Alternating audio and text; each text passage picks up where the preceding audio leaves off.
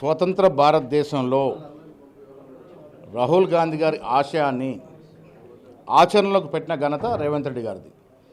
మేము ధైర్యంగా చెప్పగలుగుతాం, స్వతంత్ర భారతదేశంలో మొట్టమొదటిసారిగా ఒక చరిత్రాత్మక నిర్ణయం కుల సర్వే చేయడమే కాకుండా దాంట్లో 56% బీసీలు ఉన్నారంటే ఒక అఫీషియల్ డాక్యుమెంట్ ఇవ్వడం, అదే సరిపెట్టుకోకుండా రేపు రాబోయే అసెంబ్లీలో 42% రిజర్వేషన్ చట్టబద్ధ కల్పజేయడం అనేది చాలా చాలా చరిత్రాత్మకమైన అంశం. ఇది ఈ తెలంగాణ చరిత్రలో భారతదేశంలో కొత్త అధ్యాయం.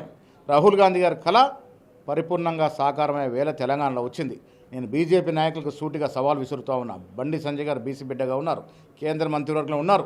మేము అసెంబ్లీలో చట్టం తీసుకొచ్చిన తర్వాత మీ కర్తవ్యం మొదలవుతుంది. మీరు మీ ఎంపీలు మోడీ నొప్పించో మెప్పించో 9th షెడ్యూల్లో చేర్చి సుప్రీంకోర్టు ఇచ్చిన రూలింగ్ అధిగమించి బీసీలకి రిజర్వేషన్ తెస్తారని ఆశిస్తూ ఉన్నాం. తెలంగాణలో కాదు, కృష్ణ గారు చెప్తారు యావత్ దేశంలో కుల సర్వే జరగాలని. కృష్ణ గారు ఒక మాట చెప్తాడు, ఈటల రాజేందర్ గారు దాన్ని ఖండిస్తూ ఉన్నారు, కిషన్ రెడ్డి గారు ఖండిస్తూ ఉన్నారు.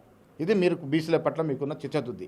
నేను మళ్ళీ చెప్తా ఉన్నా, బీసీల మీద ప్రేమ ఉంటే 9th షెడ్యూల్లో చేర్చి బీసీలకు చట్టబద్ధ తీసుకురావాలి.